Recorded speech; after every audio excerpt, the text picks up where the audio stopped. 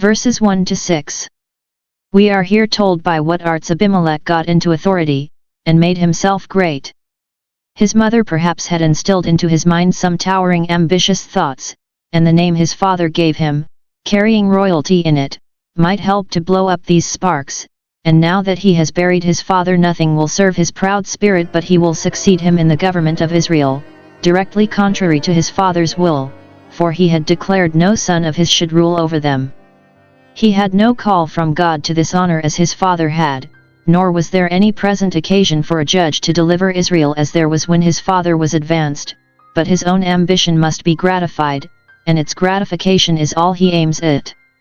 Now observe here how craftily he got his mother's relations into his interests. Shechem was a city in the tribe of Ephraim, of great note. Joshua had held his last assembly there. If that city would but appear for him, and set him up, he thought it would go far in his favor. There he had an interest in the family of which his mother was, and by them he made an interest in the leading men of the city. It does not appear that any of them had an eye to him as a man of merit, who had anything to recommend him to such a choice, but the motion came first from himself. None would have dreamed of making such a one king, if he had not dreamed of it himself. And see here how he wheedled them into the choice. He basely suggested that Gideon, having left 70 sons, who made a good figure and had a good interest, they were designing to keep the power which their father had in their hands, and by a joint influence to reign over Israel. Now, says he, you had better have one king than more, than many, than so many. Affairs of state are best managed by a single person. We have no reason to think that or any of Gideon's sons had the least intention to reign over Israel. They were of their father's mind, that the Lord should reign over them, and they were not called of him, yet this he insinuates to pave the way to his own pretensions. Note, those who design ill themselves are commonly most apt to suspect that others design ill. As for himself, he only puts them in mind of his relation to them. Verbum sapienti, a word to the wise is sufficient. Remember that I am your bone and your flesh. The plot took wonderfully. The magistrates of Shechem were pleased to think of their city being a royal city and the metropolis of Israel, and therefore they inclined to follow him, for they said, he is our brother, and his advancement will be our advantage. How he got money from them to bear the charges of his pretensions. They gave him 70 pieces of silver. It is not said what the value of these pieces was, so many shekels or less, and so many talents more, than we can well imagine, therefore it is supposed they were each a pound weight, but they gave this money out of the house of Baal-berith, that is, out of the public treasury, which, out of respect to their idol, they deposited in his temple to be protected by him, or out of the offerings that had been made to that idol, which they hoped would prosper. The better in his hands for its having been consecrated to their God. How unfit was he to reign over Israel, because unlikely to defend them, who, instead of restraining and punishing idolatry, thus early made himself a pensioner to an idol. 3. What soldiers he enlisted. He hired into his service vain and light persons, the scum and scoundrels of the country, men of broken fortunes, giddy heads, and profligate lives. None but such would own him, and they were fittest to serve his purpose. Like leader, like followers. How cruelly he got his father's sons out of the way. The first thing he did with the rabble he headed was to kill all his brethren at once, publicly and in cold blood, 70 men, one only escaping, all slain upon one stone. See in this bloody tragedy the power of ambition, what beasts it will turn men into, how it will break through all the ties of natural affection and natural conscience, and sacrifice that which is most sacred, dear, and valuable, to its designs. Strange that ever it should enter into the heart of a man to be so very barbarous. The peril of honor and high birth. Their being the sons of so great a man as Gideon exposed them thus and made Abimelech jealous of them. We find just the same number of Ahab's sons slain together at Samaria. The grand seigneurs have seldom thought themselves safe while any of their brethren have been unstrangled. Let none then envy those of high extraction, or complain of their own meanness and obscurity. The lower the safer. Way being thus made for Abimelech's election, the men of Shechem proceeded to choose him king. God was not consulted whether they should have any king at all, much less who it should be. Here is no advising with the priest or with their brethren of any other city or tribe, though it was designed that he should reign over Israel. The Shechemites, as if they were the people and wisdom must die with them, did all, they aided and abetted him in the murder of his brethren. And then they made him king. The men of Shechem, that is, the great men, the chief magistrates of the city, and the house of Millo, that is, the common council, the full house or house of fullness, as the word signifies, those that met in their guild hall. We read often of the house of Millo, or state house in Jerusalem, or the city of David.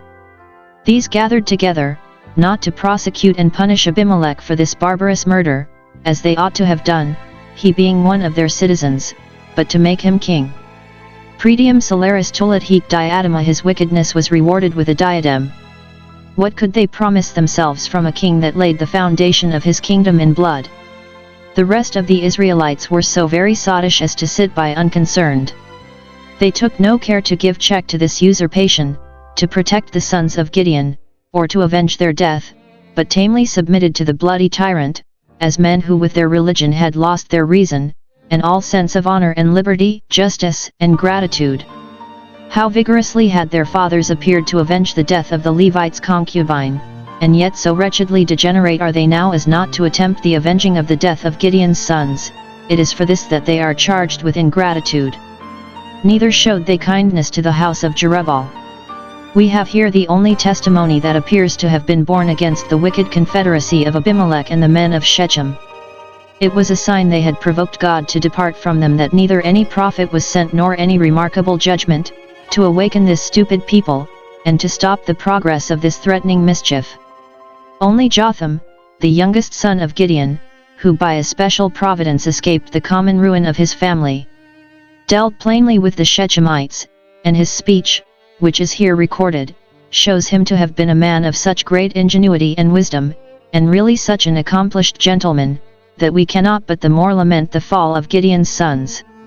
Jotham did not go about to raise an army out of the other cities of Israel, in which, one would think, he might have made a good interest for his father's sake, to avenge his brethren's death, much less to set up himself in competition with Abimelech. So groundless was the usurper's suggestion that the sons of Gideon aimed at dominion. But he contents himself with giving a faithful reproof to the Shechemites, and fair warning of the fatal consequences. He got an opportunity of speaking to them from the top of Mount Gerizim, the Mount of Blessings, at the foot of which probably the Shechemites were, upon some occasion or other, gathered together, Josephus says, solemnizing a festival, and it seems they were willing to hear what he had to say. His preface is very serious. Hearken unto me, you men of Shechem, that God may hearken unto you.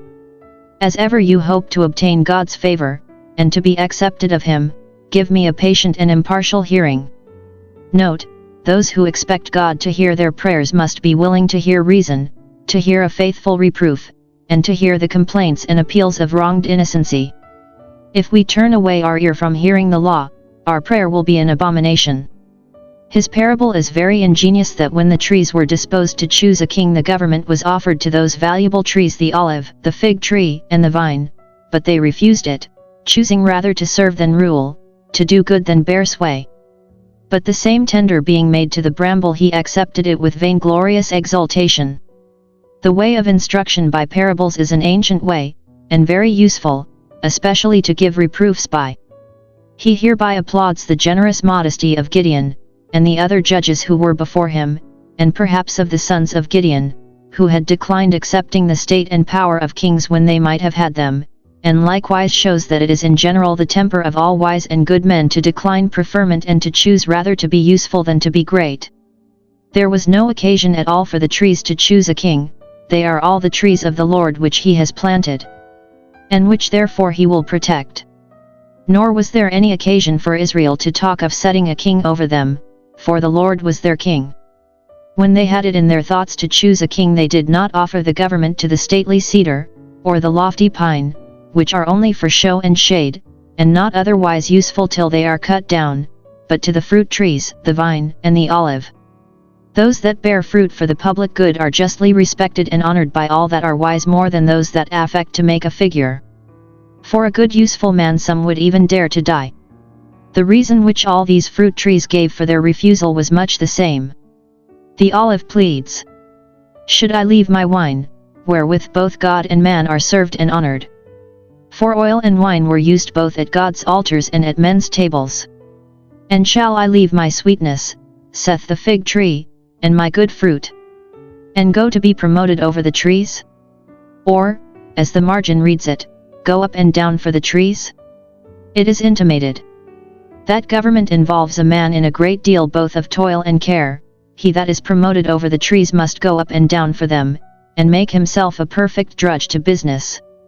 That those who are preferred to places of public trust and power must resolve to forego all their private interests and advantages, and sacrifice them to the good of the community.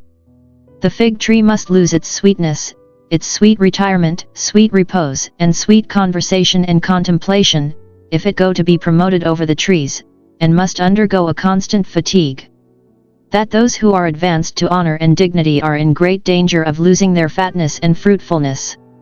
Preferment is apt to make men proud and slothful, and thus spoil their usefulness, with which in a lower sphere they honored God and man, for which reason those that desire to do good are afraid of being too great. He hereby exposes the ridiculous ambition of Abimelech, whom he compares to the bramble or thistle. He supposes the trees to make their court to him, "Come thou and reign over us," perhaps because he knew not that the first motion of Abimelech's preferment came from himself, as we found, but thought the Shechemites had proposed it to him.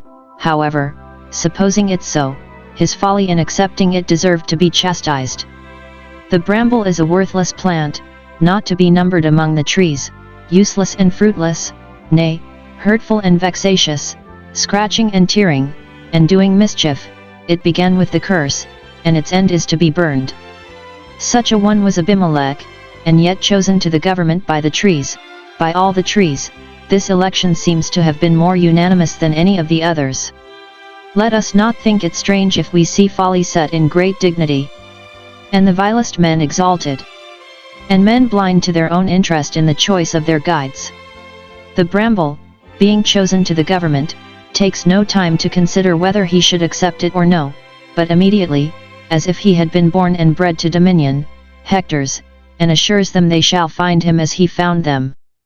See what great swelling words of vanity he speaks.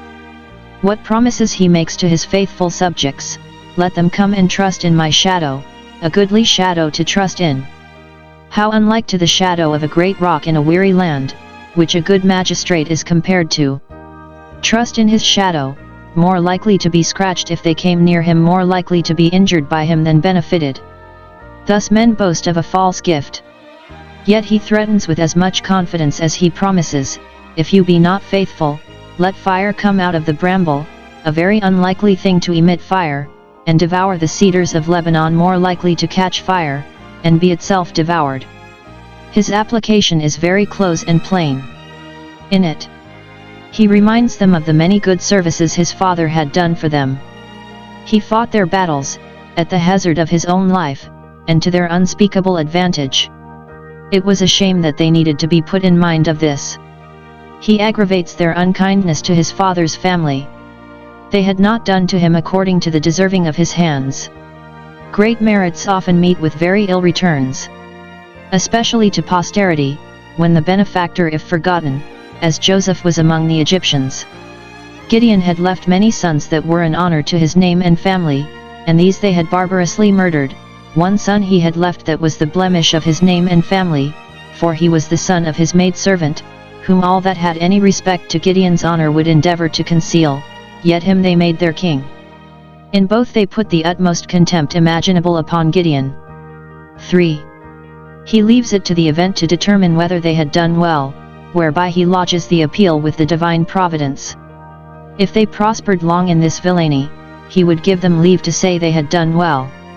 If your conduct towards the house of Gideon be such as can be justified at any bar of justice, honor, or conscience, much good may it do you with your new king.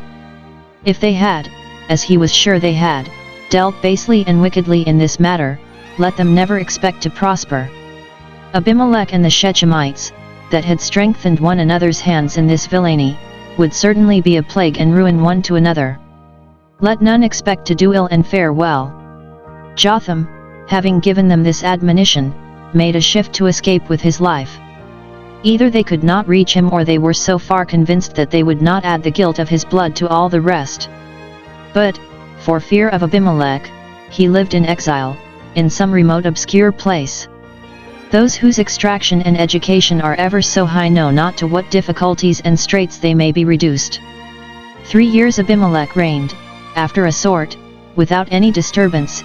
It is not said, he judged Israel, or did any service at all to his country, but so long he enjoyed the title and dignity of a king, and not only the Shechemites, but many other places, paid him respect.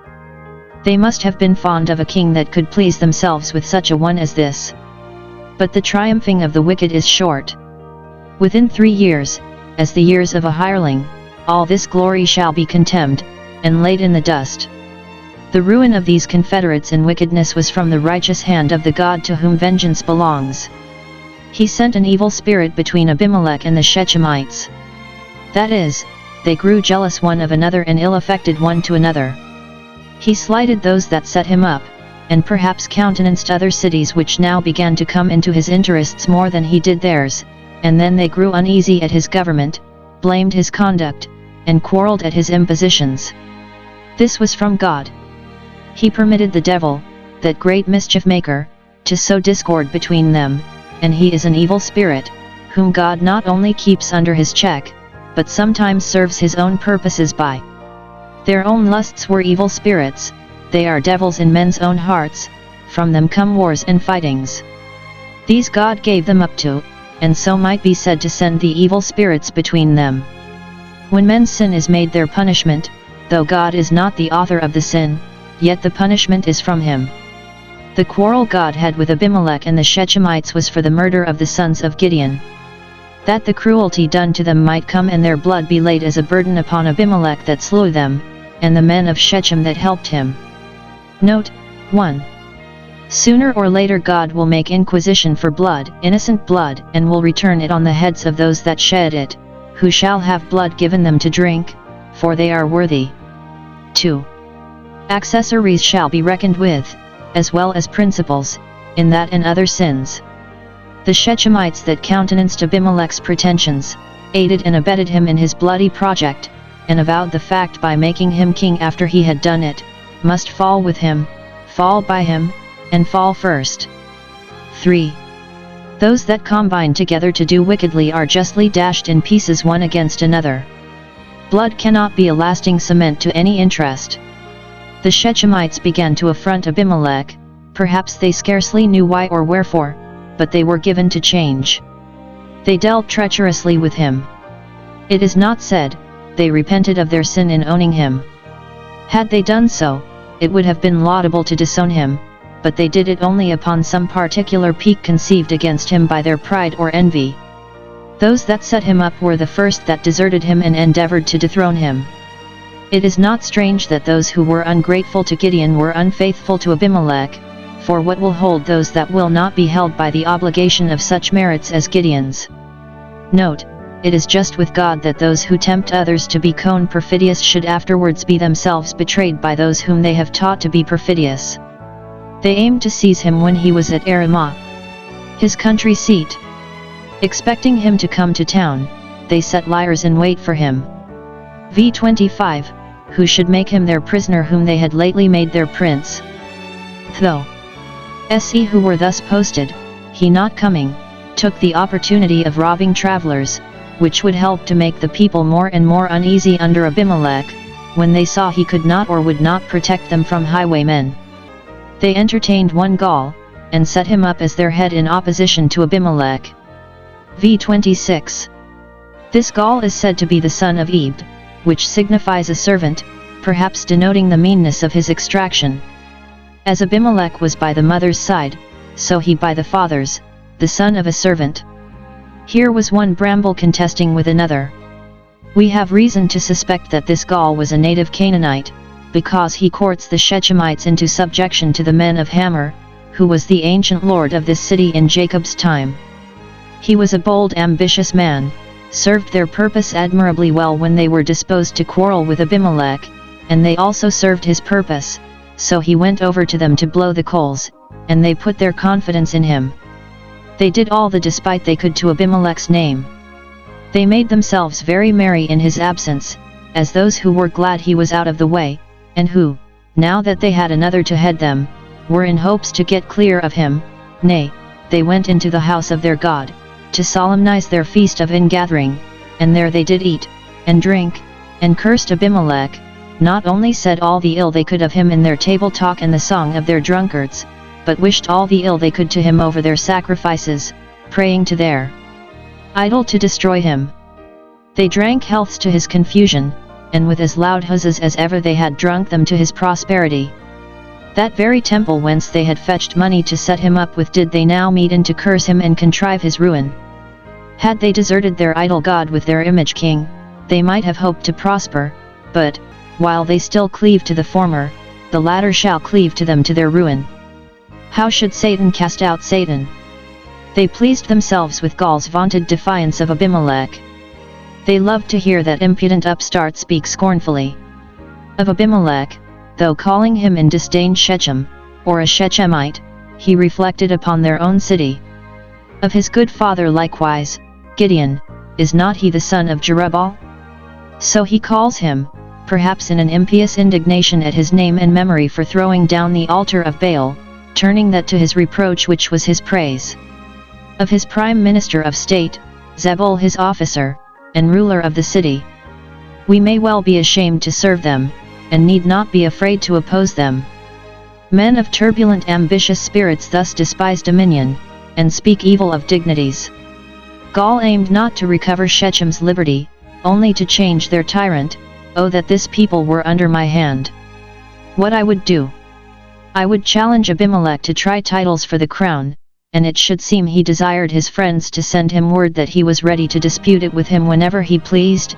Increase thy army, and come out. Do thy worst, let the point be determined by the sword. This pleased the Shechemites, who were now as sick of Abimelech as ever they had been fond of him. Men of no conscience will be men of no constancy. Abimelech turned all his force upon them, and, in a little time, quite ruined them. Observe the steps of their overthrow. The Shechemites' counsels were betrayed to Abimelech by Zebul his confidant, the ruler of the city, who continued hearty for him. His anger was kindled, and the more because Gaul had spoken slightly of him. For perhaps, if he had complimented and caressed him now that things were in this ferment, he might have gained him to his interest, but he, being disobliged, sends notice to Abimelech of all that was said and done in Shechem against him. Betrayers are often betrayed by some among themselves, and the cursing of the king is sometimes strangely carried by a bird of the air. He prudently advises him to come against the city immediately, and lose no time. He thinks it best that he should march his forces by night into the neighborhood, surprise the city in the morning, and then make the best of his advantages. How could the Shechemites hope to speed in their attempt when the ruler of their city was in the interests of their enemy? They knew it, and yet took no care to secure him. Gaul, that headed their faction, having been betrayed by Zebul, Abimelech's confidant, was most wretchedly bantered by him. Abimelech, according to Zebul's advice, drew all his forces down upon Shechem by night. v. 34. Gaul, in the morning, went out to the gate, v. 35, to see what posture things were in, and to inquire, what news. Zebul, as a ruler of the city, met him there as a friend. Abimelech and his forces beginning to move towards the city, Gaul discovers them, v. 36, takes notice of their approach to Zebul that was standing with him, little thinking that he had sent for them and was now expecting them. Look, says he, do not I see a body of men coming down from the mountain towards us? Yonder they are, pointing to the place. No, no, says Zebul, thy eyesight deceives thee, it is but the shadow of the mountains which thou takest to be an army. By this he intended to ridicule him, as a man of no sense or spirit, and therefore very unfit for what he pretended to, as a man that might easily be imposed upon and made to believe anything, and that was so silly and so cowardly that he apprehended danger where there was none, and was ready to fight with a shadow. To detain him, and hold him in talk, while the forces of Abimelech were coming up, that thereby they might gain advantage. But when Gaul, being content to believe those he now saw to be but the shadow of the mountains, perhaps the mountains of Ebal and Gerizim, which lay close by the city, was undeceived by the discovery of two other companies that marched apace towards the city, then Zebul took another way to banter him, upbraiding him with what he had said but a day or two before, in contempt of Abimelech. Where is now thy mouth, that foul mouth of thine, wherewith thou saidst, Who is Abimelech? Note: proud and haughty people are often made in a little time to change their note, and to dread those whom they had most despised. Gaul had, in a bravado, challenged Abimelech to increase his army and come out, but now Zebul, in Abimelech's name, challenges him, Go out, and fight with them, if thou darest. Justly are the insolent thus insulted over. Abimelech routed Gaul's forces that sallied out of the town. Gaul, disheartened no doubt by Zebul's hectoring him, and perceiving his interest weaker than he thought it was, though he marched out against Abimelech with what little force he had, was soon put to the worst, and obliged to retire into the city with great precipitation. In this action the Shechemites' loss was considerable, many were overthrown and wounded, the common effect of popular tumults, in which the inconsiderate multitude are often drawn into fatal snare by those that promise them glorious success. Zebul that night expelled Gaul, and the party he had brought with him into Shechem, out of the city, sending him to the place whence he came. For though the generality of the city continued still averse to Abimelech, as appears by the sequel of the story, yet they were willing to part with Gaul, and did not oppose his expulsion, because, though he had talked big, both his skill and courage had failed him when there was occasion for them. Most people judge of men's fitness for business by their success, and he that does not speed well is concluded not to do well. Well, Gaul's interest in Shechem is soon at an end, and he that had talked of removing Abimelech is himself removed, nor do we ever hear of him any more. Abimelech, the next day, set upon the city, and quite destroyed it, for their treacherous dealings with him. Perhaps Abimelech had notice of their expelling Gaul, who had headed the faction, with which they thought he would have been satisfied, but the crime was too deep to be thus atoned for, and his resentments were too keen to be pacified by so small an instance of submission, besides that it was more Zebul's act than theirs, by it their hands were weakened, and therefore he resolved to follow his blow, and effectually to chastise their treachery. He had intelligence brought him that the people of Shechem had come out into the field.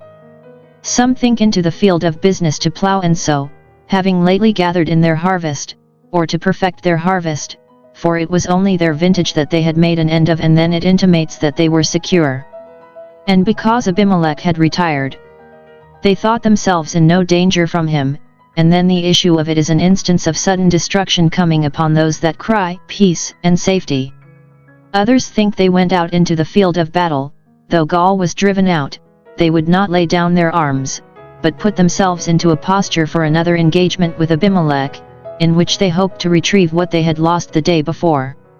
He himself, with a strong detachment, cut off the communication between them and the city, stood in the entering of the gate, that they might neither make their retreat into the city nor receive any succors from the city, and then sent 2 companies of his men, who were too strong for them, and they put them all to the sword, ran upon those that were in the fields and slew them. When we go out about our business we are not sure that we shall come home again, there are deaths both in the city and in the field. He then fell upon the city itself, and, with a rage reaching up to heaven, though it was the place of his nativity, laid it in ruins, slew all the people, beat down all the buildings, and, in token of his desire that it might be a perpetual desolation, sowed it with salt, that it might remain a lasting monument of the punishment of perfidiousness. Yet Abimelech prevailed not to make its desolations perpetual, for it was afterwards rebuilt, and became so considerable a place that all Israel came thither to make Rehoboam king. And the place proved an ill omen. Abimelech intended hereby to punish the Shechemites for their serving him formerly in the murder of Gideon's sons. Thus, when God makes use of men as instruments in his hand to do his work, he means one thing and they another. They designed to maintain their honor, but God to maintain his. Those that retired into a stronghold of their idol temple were all destroyed there. These are called the men of the Tower of Shechem. Some castle that belonged to the city, but lay at some distance from it. They, hearing of the destruction of the city, withdrew into a hold of the temple, trusting, it is likely, not so much to its strength as to its sanctity. They put themselves under the protection of their idol, for thus all people will walk in the name of their God, and shall not we then choose to dwell in the house of the Lord all the days of our life? For in the time of trouble he shall hide us in his pavilion. The name of the Lord is a strong tower. But that which they hoped would be for their welfare proved to them a snare and a trap, as those will certainly find that run to idols for shelter, it will prove a refuge of lies. When Abimelech had them all together penned up in that hold, he desired no more. That barbarous project immediately came into his head of setting fire to the stronghold, and, so to speak, burning all the birds together in the nest. He kept the design to himself, but set all his men on work to expedite the execution of it. He ordered them all to follow him, and do as he did, as his father had said to his men.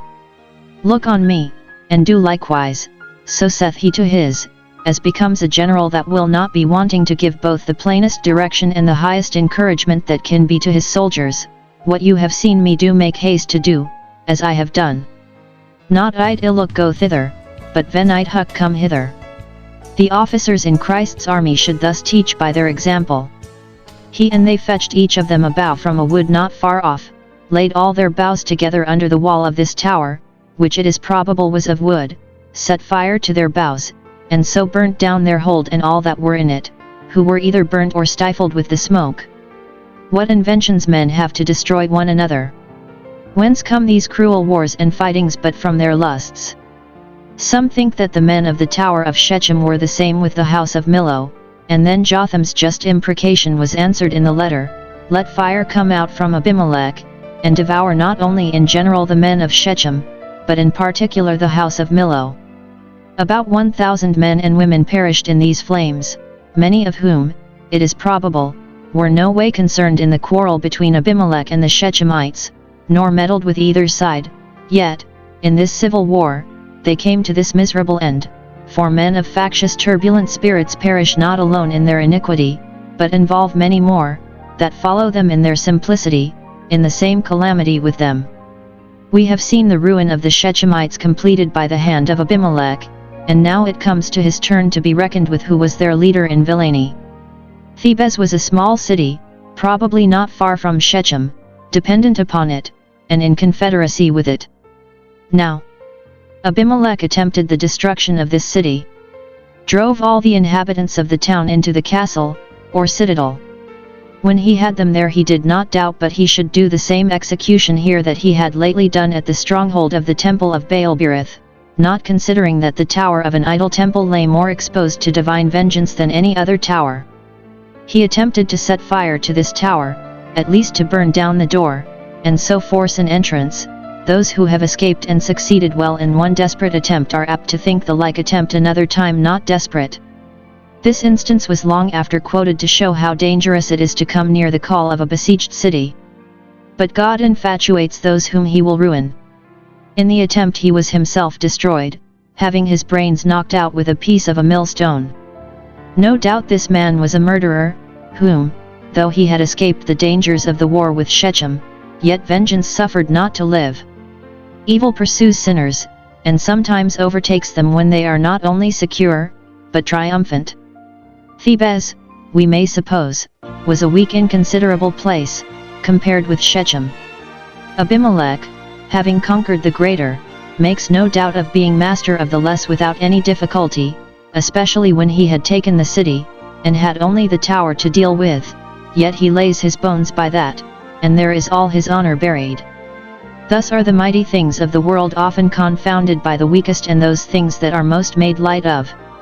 See here what rebukes those are justly put under many times by the divine providence that are unreasonable in their demands of satisfaction for injuries received. Abimelech had some reason to chastise the Shechemites, and he had done it with a witness, but when he will carry his revenges further, and nothing will serve but that Thebes also must be sacrificed to his rage, he is not only disappointed there, but destroyed, for verily there is a God that judges in the earth. 3 circumstances are worthy of observation in the death of Abimelech. That he was slain with a stone, as he had slain his brethren all upon one stone. That he had his skull broken. Vengeance aimed at that guilty head which had worn the usurped crown. That the stone was cast upon him by a woman. v. 53. He saw the stone come, it was therefore strange he did not avoid it, but, no doubt, this made it so much the greater mortification to him to see from what hand it came. Sisera died by a woman's hand and knew it not, but Abimelech not only fell by the hand of a woman but knew it, and, when he found himself ready to breathe his last, nothing troubled him so much as this, that it should be said, a woman slew him. His foolish pride, in laying so much to heart this little circumstance of his disgrace. Here was no care taken about his precious soul, no concern what would become of that, no prayer to God for his mercy, but very solicitous he is to patch up his shattered credit, when there is no patching his shattered skull. Oh, let it never be said that such a mighty man as Abimelech was killed by a woman. The man was dying, but his pride was alive and strong, and the same vainglorious humor that had governed him all along appears now at last. Qualis vita, finus ita, as was his life, such was his death. As God punished his cruelty by the manner of his death, so he punished his pride by the instrument of it. His foolish project to avoid this disgrace, nothing could be more ridiculous. His own servant must run him through, not to rid him the sooner out of his pain, but that men say not, a woman slew him. Could he think that this would conceal what the woman had done, and not rather proclaim it the more? Nay, it added to the infamy of his death, for hereby he became a self-murderer. Better have it said, a woman slew him, than that it should be said, his servant slew him by his own order, yet now both will be said of him to his everlasting reproach. And it is observable that this very thing which Abimelech was in such care to conceal appears to have been more particularly remembered by posterity than most passages of his history, for Joab speaks of it as that which he expected David would reproach him with, for coming so nigh the wall. The ignominy we seek to avoid by sin we do but perpetuate the remembrance of. The issue of all is that Abimelech being slain, Israel's peace was restored, and an end was put to this civil war, for those that followed him departed every man to his place. God's justice was glorified, thus God punished the wickedness of Abimelech, and of the men of Shechem, and fulfilled Jotham's curse, for it was not a curse causeless. Thus he preserved the honor of his government, and gave warning to all ages to expect blood for blood. The Lord is known by the judgments which he executes, when the wicked is snared in the work of his own hands. Though wickedness may prosper a while, it will not prosper always.